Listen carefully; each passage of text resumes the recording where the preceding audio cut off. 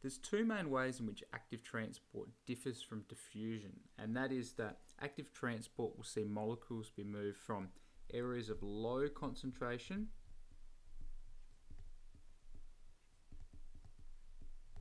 to areas of high concentration. So it's the movement of molecules across a membrane from an area of low concentration to high concentration, so against concentration gradient. Now, this is not going to happen naturally, all right? This is not what molecules will do without any intervention from a cell, for example. So it requires energy. There needs to be an energy input to make this happen, and this input is in the form of something called ATP. So ATP is the usable energy source within the cell. So let's have a look at an example involving glucose.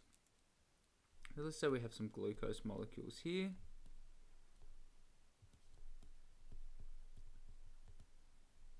On the outside of a cell. So we've just eaten, and now we want to digest some glucose molecules into our bloodstream, into our blood cells. Now the issue here is that on the inside of our cell, we actually have quite a few glucose molecules already. So by diffusion, glucose is not going to be able to make its way into the cell to be absorbed because there's already a fair bit of glucose in there. However, our body still wants to absorb this glucose and take it on. So what we need is the help of a transport protein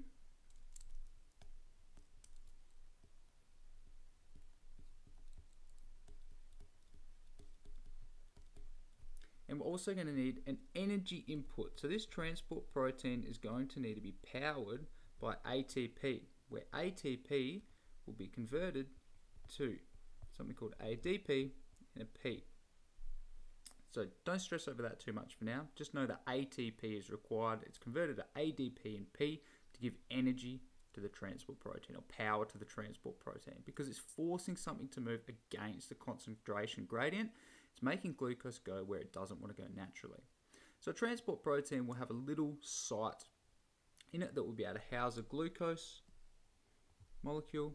Glucose will move into that site, and once powered by ATP, it will be able to shut on the outside of the cell, open on the inside of the cell, and it will be able to allow that glucose molecule to make its way into the cell and be absorbed against the concentration gradient.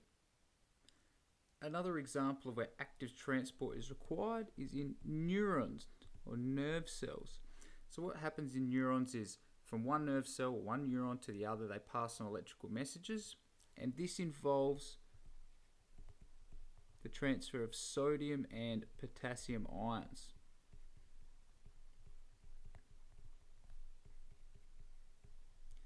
But similarly to glucose, these sodium and potassium ions aren't always moving in the concentration gradient. Sometimes in order to recharge nerve cells, they need to go against the concentration gradient.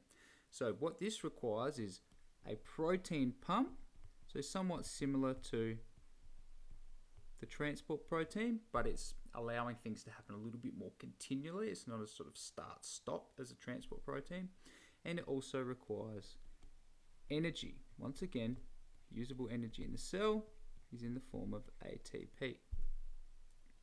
So anytime we're dealing with molecules moving against the concentration gradient, so from areas of low concentration to high concentration, we're going to see active transport take place, and this requires an energy input in the form of ATP be converted to ADP and P.